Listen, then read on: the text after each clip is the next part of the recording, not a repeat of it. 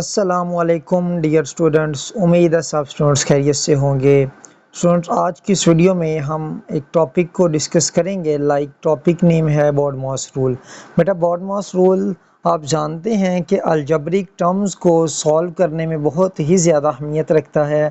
Addition, subtraction, multiplication and division तक हम जब करते हैं अलजेब्रिक टर्म्स को, सिंप्लीफिकेशन, तो ये बहुत ज़्यादा अहमियत का हामिल होता है। ठीक है, तो आप बेटा यूँ समझ लें कि मैथ में सिंप्लीफिकेशन जिसकी अच्छी नहीं है तो वो मैथ में एक्सपर्ट नहीं हो सकता।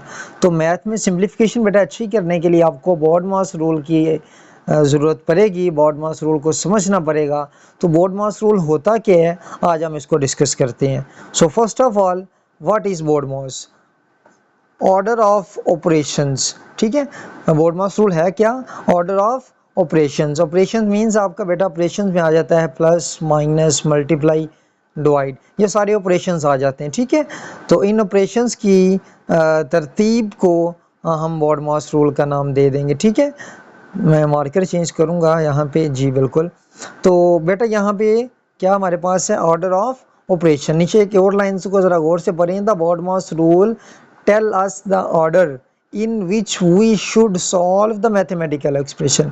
वही बात जो भी हमने डिस्कस की है कि बॉडमॉस रूल हमें क्या बताता है, हमें ये बताएगा कि ऑर्डर को आप चेक करें, आप ऑर्डर को देखें, ऑर्डर को देखते हुए मैथमेटिकल एक्सप्रेशंस को सिंप्लीफाई करें, सॉल्व करें। ठीक है, तो ये आपने क्या कहते हैं इसको, ऑपरेशंस को बहुत अच्छे से देखना। ठीक है, सबसे पहले बी का वर्ड उसने यूज़ किया। बी क्या है हमारे पास? ब्रैकेट। तो लिखा गया नीचे, solve the expression inside the bracket first. अगर गिवन एक्सप्रेशन में, गिवन क्वेश्चन में अगर ब्रैकेट यूज़ की जा रही है तो बेटा सबसे पहले आप उसे यूज़ करेंगे। सेकेंड वन, ओ से होता है ऑर्डर। ऑर्डर में बेटा आपकी पावर आ जाती है, इंडेक्स आ जाती है। ठीक है, पावर या इंडेक्स बात तो एक ही है। सॉल्व, पावर और इनसाइड, नेक्स्ट। तो बेटा यहाँ पे आप ऑर्डर्स को सेकंड टर्म्स पे देखेंगे कि ऑर्डर को हम कैसे सिंप्लीफाई करें।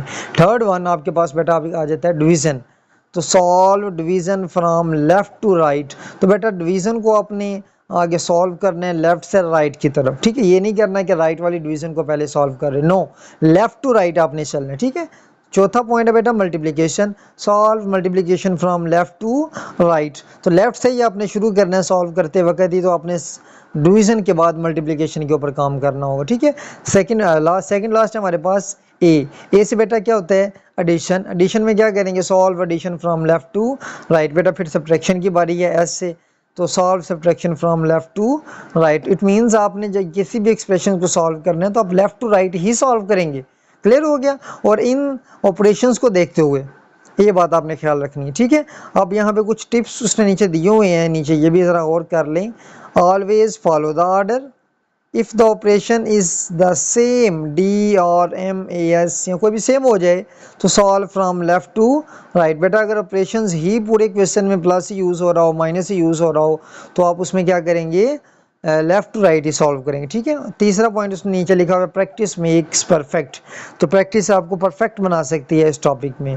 क्लियर हो गया? नेक्स्ट बेटा इसकी एक एग्जांपल आप देख लें तो देन फिर हम इस लेक्चर को वाइंड अप करेंगे।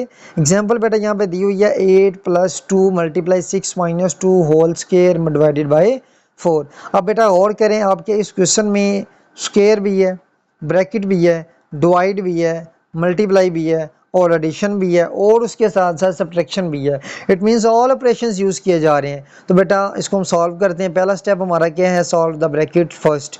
तो ब्रैकेट को फर्स्ट सॉल्व करेंगे। ब्रैकेट के अंदर क्या लिखा हुआ है बेटा? 6 - 2 किसके इक्वल होता है? 4 के। देखिए उसने 4 लिख दिया।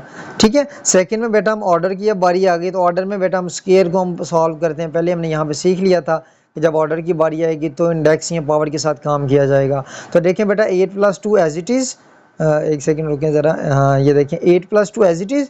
तो बेटा 4 का स्क्वायर 16 कर दिया divided by 4 as it is. Clear हो गया? बेटा अब 8 + 2, अब हमने क्या किया, उसने 8 एज इट इज़ रहने दिया।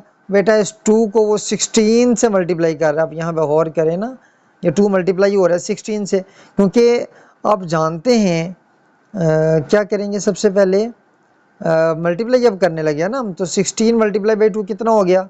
32। देन बेटा 32 को फिर उसने डिवाइड कर दिया 4 के साथ, कितना आ गया? 8। देन बेटा 8 + 8 हम करेंगे तो हमारे पास क्या आंसर आ जाएगा 16। तो यहाँ पे क्या किया हमने BODMAS रूल की हेल्प से इस क्वेश्चन को सिंप्लीफाई किया और एग्जाम्पल के साथ हमने देखा कि BODMAS रूल का मतलब क्या है, ठीक है, ये किसको रिप्रेजेंट करते हैं। तो यहाँ पे ना बेटा आपने ये माइनर सी मिस्टेक भी आपकी जो है ना पूरा क्वेश्चन ख़राब कर देगी। तो इसको बहुत अच्छे से आपने सीखने, याद रखने, मेमोराइज़ करने, तो आपके लिए ये काफ़ी हेल्पफुल साबित होगा, ठीक है। तो बेटा आज के वीडियो के लिए एक BODMAS रूल था हमारे लिए, तो उम्मीद है कि आपको समझ आई होगी। अभी के लिए बेटा आपने फिर इजाज़त देनी है, इंशाल्लाह नेक्स्ट वीडियो में एक नए टॉपिक के साथ हम डिस्कस करेंगे। अल्लाह हाफिज़।